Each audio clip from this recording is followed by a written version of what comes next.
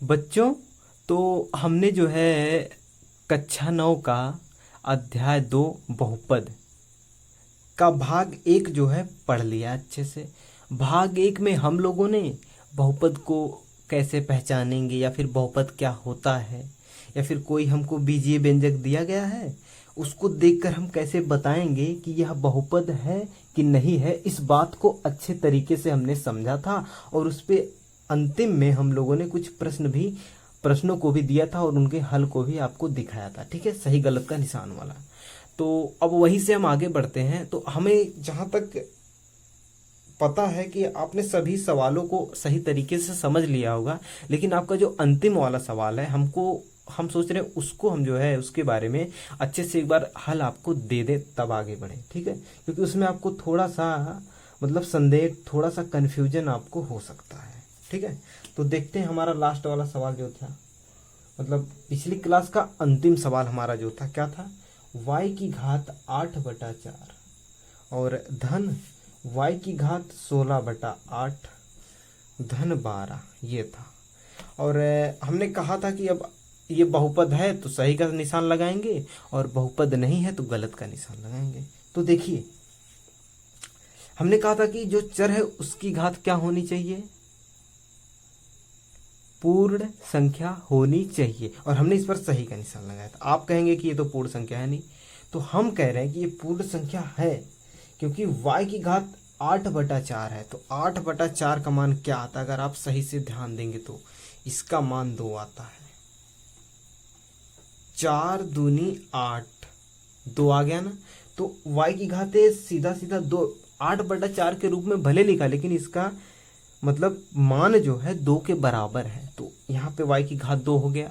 Okay, अब धन, अब 16/8 है, 16/8। अब जब आप इसको हल करेंगे तो सॉरी 8 है, ये 8, तो जब आप इसको हल करेंगे 8 कन्ना में 8, 8 दूनी 16, यानी आपका जो है 16/8 का मान भी 2 आ गया।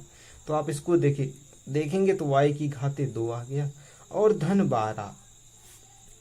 ठीक है, तो आप इसको जोड़ भी सकते हैं आपस में, 2y की 2 घात प्लस 12, आप इसको जोड़ भी सकते हैं। ठीक है, तो 1y की 2 घात धन 1y की 2 घात, 2y की 2 घात। आप देखिए, आम आम धन आम, 2 आम, क्लियर है। ओके, तो ये हो गया। अब आप देखेंगे चर क्या है, y है, इसकी घात क्या है 2, जो कि पूर्ण संख्या है, अतः यह एक बहुपद है। अब देखिए, इसी को हमने अच्छे से हल किया। देखिए, आपको पेपर में कभी भी, आपको परीक्षा में कभी भी सीधा सीधा नहीं देगा कि आप देख के बताएं कि ये बहुपद है कि नहीं है।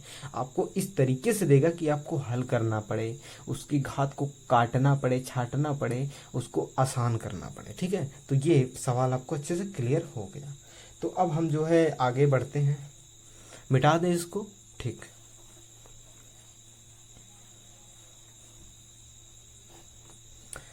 तो अब हम जो है सीखेंगे पदों की संख्या निकालना। क्या सीखेंगे, किसी बहुपद में, किसी दिए गए बहुपद में पदों की संख्या निकालना। क्या सीखेंगे, पदों की संख्या निकालना। ठीक है, तो अब मान लीजिए आपको एक बहुपद दे दे, x की घाते 2 प्लस x की घाते 3 प्लस 8, और कह दे कि इसमें पदों की संख्या बताओ, पदों की संख्या बताओ। तो आपको कुछ नहीं करना है, आपको इसको काउंट करना है, यानी गिनना है। तो एक कितने अलग अलग पद हैं, एक पद ये हो गया हमारा, दूसरा ये, तीसरा ये। इसका मतलब ये हुआ कि पदों की संख्या कितनी है, 3।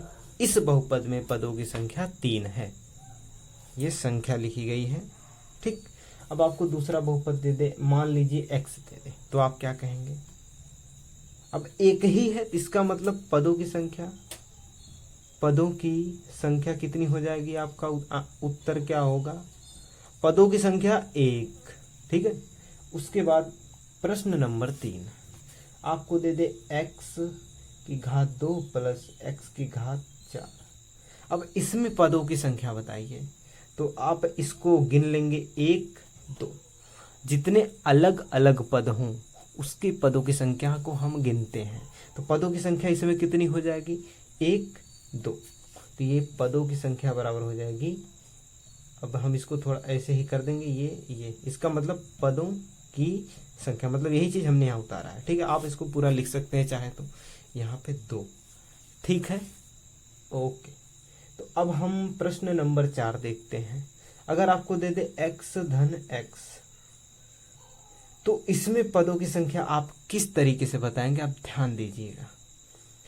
चूंकि यह जो है समान तरह का पद है, सजातीय पद है। देखिए इसमें और इसमें कोई भी अंतर नहीं, ये भी x ये भी x। तो जब आप इसको हल करेंगे, मतलब थोड़ा सा आगे, तो x धन x आपका 2x आएगा। इसका मान ये है पूरा मान। ठीक है, तो अब आप इसको सिंपली बता सकते हैं आसानी से कि पदों की संख्या इसमें जो है एक ही है। पदों की संख्या, एक सेकेंड,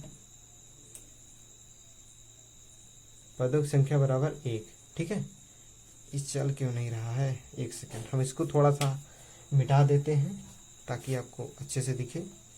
ये पदों की संख्या नहीं, ठीक, पदों की संख्या बराबर 1।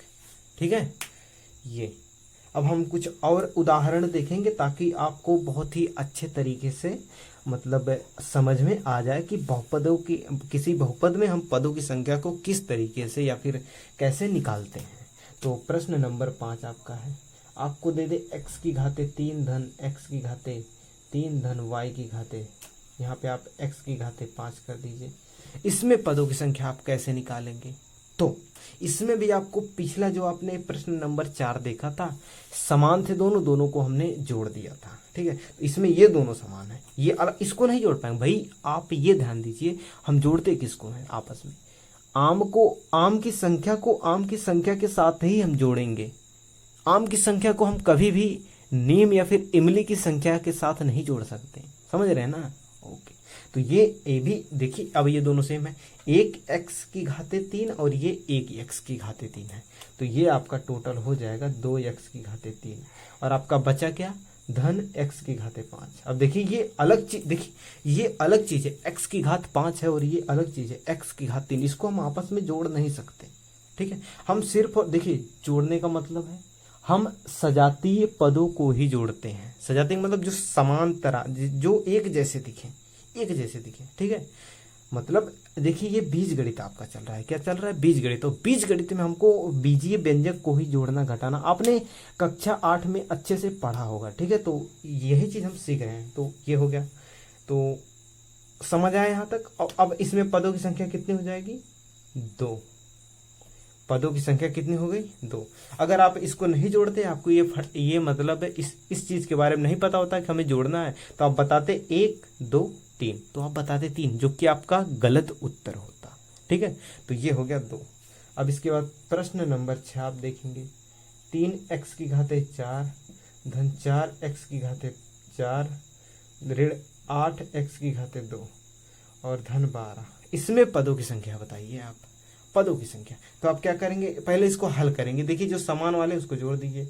4 मतलब 4x की घात, सॉरी 3x की घात 4 है और धन 4x की घात 4 है। अब आप अगर x की घात 4 को एक आम से तुलना कर लें, मान लीजिए कुछ क्षण के लिए, यहाँ पे आम, तो ये भी आम ही होगा, समझ रहे हैं ना। तो 3 आम और 4 आम, 7 आम। उसी तरीके से 3x की घाते 4 धन 4x की घाते 4, 7x की घाते 4 हो जाएगा। ठीक, और ये हमारा ऋण 8x की घाते 2 धन 12। अब आप इसमें देखिए कोई चीज नहीं मिल रहा है, समान कहीं नहीं दिख रहा। अब हम इसको जो है सीधा सीधा इनमें कितने पद हैं उनको गिन के बता देंगे, पदों की संख्या इतनी है। तो ये देखिए 1 2 3, तो हमारा जो है पदों की संख्या कितना आ गया, पदों की संख्या बराबर 3। बात आपको अच्छे से समझ आ गई होगी। ठीक है, तो इसी बात पे अब हम जो है आपको कुछ देंगे होमवर्क, और आपको उसको हल करना है। ठीक है, तो चलिए ये आपके स्क्रीन पर पेश होने जा रहा है ये होमवर्क। तो ये क्वेश्चन आपके सामने आ गया। ठीक है, क्वेश्चन यानी प्रश्न। प्रश्न एक कह रहा है कि निम्नलिखित में पदों की संख्या ज्ञात करिए। नीचे जो भी बहुपद आपको दिख रहे हैं आप इसको बीजीय व्यंजक भी बोल सकते हैं। ठीक है, ठीक। तो अब इनमें पदों की संख्या जितनी होगी, इनके सामने आपको एक डब्बा दिख रहा है, कोष्टक दिख रहा है, इसी में पदों की संख्या को लिखना है। आपका ये जो है होमवर्क है। ठीक है, तो आप लोग इसको पहले खुद से ट्राई करिएगा, क्योंकि मैं अंत में इसके आंसर को लिख दूंगा अंत में। ठीक है, तो मैं आंसर को लिखने जा रहा हूं, लेकिन आप लोग हल करने से पहले उत्तर को देखने से पहले खुद से जरूर हल कीजिएगा, बहुत ही जरूरी है यह बात। तो ठीक है, मैं उत्तर को लिखने जा रहा हूं। ये रहा आपका आंसर, ये आपका उत्तर रहा। ठीक है, पहले में 3 पद हैं, दूसरे में 2 पद हैं, तीसरे प्रश्न में आपके 2 पद हैं, और इसमें जो है 2 पद हैं, इसमें भी 2 पद हैं। ये आपका उत्तर हो गया। तो यहीं तक हम जो है पढ़ते हैं। अब अगले भाग में हम जो है आपको और भी अच्छी अच्छी चीज़ें जो है, जो आपके शब्दावली हैं, जैसे कि आपका हो गया गुणांक। ठीक है, पदों की संख्या को तो हमने पढ़ ही लिया है, और भी बहुत सारी, या फिर अब पदों की संख्या के आधार पर हम बहुपद के मतलब बहुपद के नामों को जानेंगे, कितने प्रकार के बहुपद होते हैं। बहुत अच्छे अच्छे टॉपिक हैं, बहुत ही अच्छे अच्छे मतलब आपके समझ रहे हैं ना, हेडिंग है, जिसको आपको हम समझाएंगे बहुत ही आसान वे में, आसान तरीके में। ठीक है, तो आप तब तक के लिए हम जो है वीडियो को समाप्त करते हैं और अगले भाग में हम आपसे मुलाकात करेंगे। ठीक।